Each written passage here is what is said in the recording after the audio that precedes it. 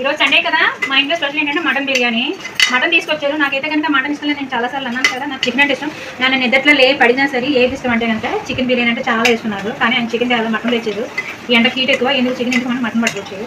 ఇది వండుతాం వరకు నా పని, తింటాం నా పని కాదు. పిల్లలు ఆయన అయితే కనుక తింటారు. వీళ్ళు ఎంతమందికి చికెన్ బిర్యానీ ఇష్టమో కామెంట్ చేయండి. మటన్ బిర్యానీ నాలాగా ఇష్టపడిన వాళ్ళు, మటన్ అంటే ఇష్టం లేని ఎవరైనా ఉన్నారా?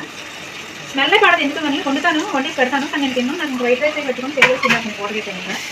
మీరు నా సైడ్ మటన్ బిర్యానీ ఎలా తెలుసుకోవాలనుకుంటున్నారా? ఇదో హోల్ గరం మసాలా అన్నీ వేసేసానండి. వేసాక ఇంకా ఉల్లిపాయలు వేసాను.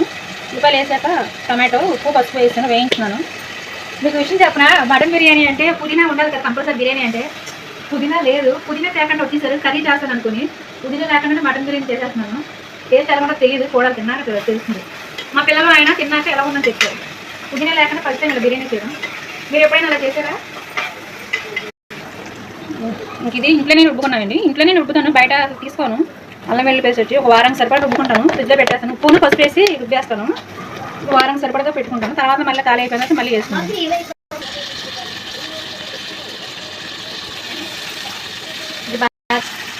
ఇంక ఈ మటన్ కూడా వేసేసుకున్నాం కదా, ఇది బాగా మగ్గనవ్వాలి. ఇందులో వాటర్ అంతా పోయి ఆయిల్ అంతా పైకి వెళ్ళేదాకా మగ్గనవ్వాలి. కూర మగ్గుతుంది కదా, ఒక స్పూన్ ధనియాల పొడి. మనం కారం ఎంత తింటామో అంతగా కారం వేసుకుంటే సరిపోతుంది. నేనైతే 1.5 స్పూన్ వేస్తున్నాను కారం. ఇదే బిర్యానీ మసాలా. ఇవన్నీ ఇంట్లోనే రుచి చేసుకున్నాయండి, బయట కొన్న అయితే అది మసాలాని అమ్మ పట్టి పంపిస్తుంది నాకైతే కనుక. ఇది ఒక 1/2 స్పూన్ వేసాను.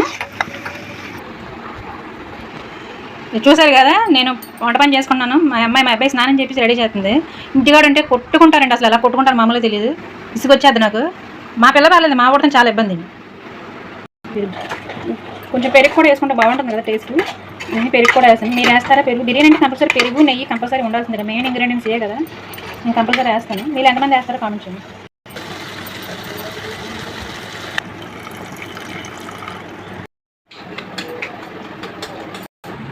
ఇది పెరుగు చట్నీ అండి. బిర్యానీ అంటే కంపల్సరీ పెరుగు చట్నీ ఉండాలి కదా, పెరుగు చట్నీ. వాటర్ వేసాను కదా, కొంచెం కూర అయితే ఉడికిపోయింది కదా. ఇప్పుడు దీనికి సరిపడా ఎసరు వేసుకొని, ఎసరు మరిగిన తర్వాత బియ్యం నానబెట్టుకున్న బియ్యం వేసేసుకుంటే బాస్మతి రైస్ మన బిర్యానీ రెడీ అయిపోతుంది. ఇంకా వాటర్ కూడా వేసేసుకున్నాం. నేనైతే 2 గ్లాసులు ఎసరు మరుగుతుంది కదా, ఎసరు మరిగిన తర్వాత ఇంకా బియ్యం వేసేసుకోవడం. చెప్పాను కదా, 2 గ్లాసులు అయితే 3 గ్లాసులు వాటర్ కరెక్ట్గా ఉంటుంది మనకైతే. ఎక్కువ వేసుకుంటే మెత్తగా అయిపోద్ది. ఆల్రెడీ బాస్మతి రైస్ నానబెట్టుకున్నాం కదా, 1 గంట పాటు బాగుంటుంది కూడా.